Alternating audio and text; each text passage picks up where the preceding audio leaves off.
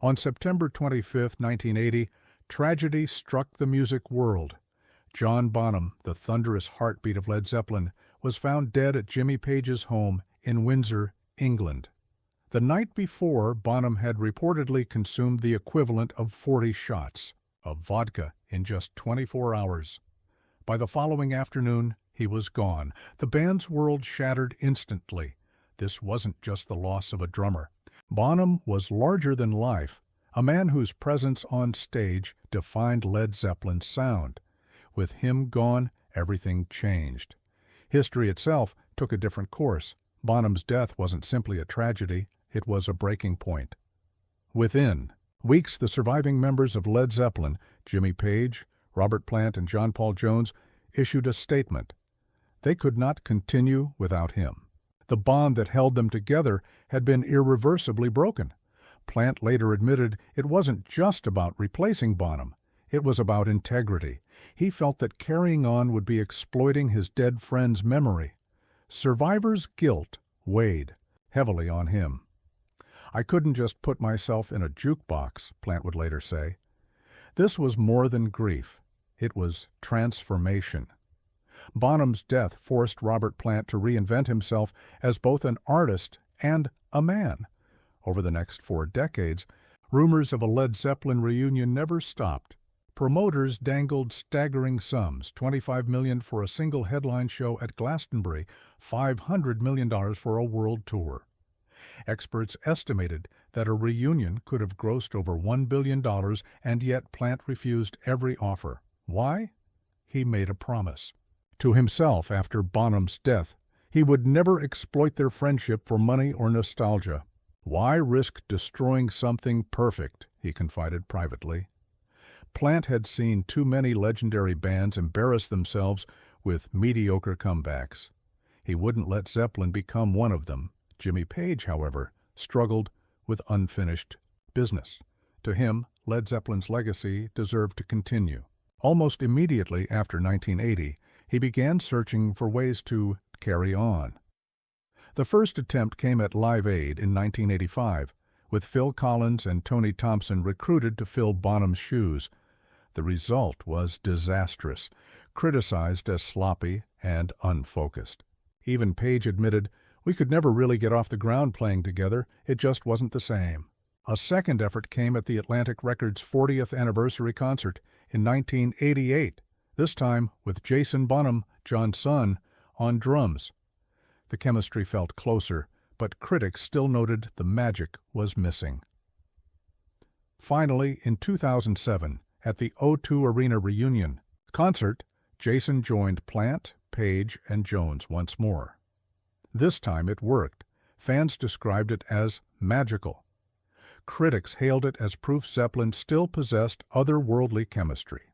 Ticket demand crashed computer systems worldwide, and yet, even after overwhelming success, Plant made it clear this was goodbye, not hello again.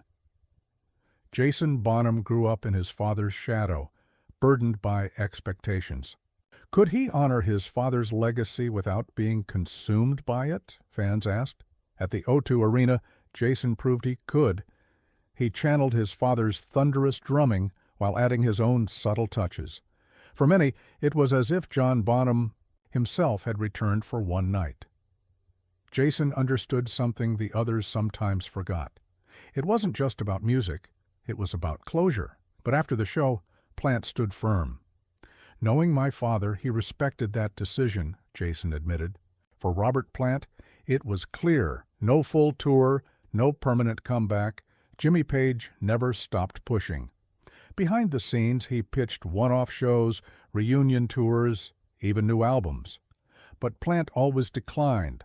John Paul Jones remained the quiet diplomat, staying out of headlines. He collaborated on classical arrangements, experimental projects, and solo releases, but rarely commented publicly. His standard answer was always, "I'm ready if everyone else is." Friends described Jones as the peacemaker, maintaining relationships with both Plant and Page, even as their growing tension made reunions impossible. Each surviving member charted a different course. Robert Plant explored world music, folk traditions, and artistic growth, releasing acclaimed solo albums like Pictures at 11. He toured with Alison Krauss, creating beautiful, haunting music far removed from Zeppelin's thunder. Plant became a man who valued artistic integrity over fame. Jimmy Page became the custodian of Zeppelin's past, carefully remastering archival releases, overseeing reissues, and defending the band's legacy.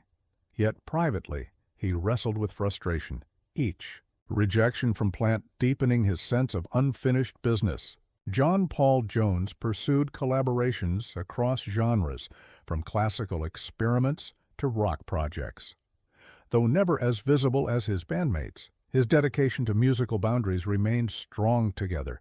They pushed musical frontiers even apart.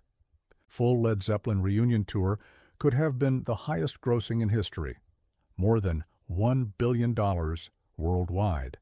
Fans lost the chance to see Stairway to Heaven performed live one last time. But we also gained something, the preservation of Zeppelin's legend. They never declined into parody. They ended at their creative peak, untouchable and unspoiled. Most importantly, the pure memory of John Bonham was never replaced or diminished. His drumming remains irreplaceable. 40 years later, millions of fans still wait, hoping for one more show. Yet the truth behind Led Zeppelin's permanent split runs much deeper than money, nostalgia, or friendship. It's about survivor's guilt. It's about artistic integrity. It's about respecting John Bonham. As Plant once said, "You can't force magic to happen again. We were four people who created something magical together. Without one of us, it's gone." And that is why Led Zeppelin never truly reunited. Please don't forget to subscribe and hit the bell icon.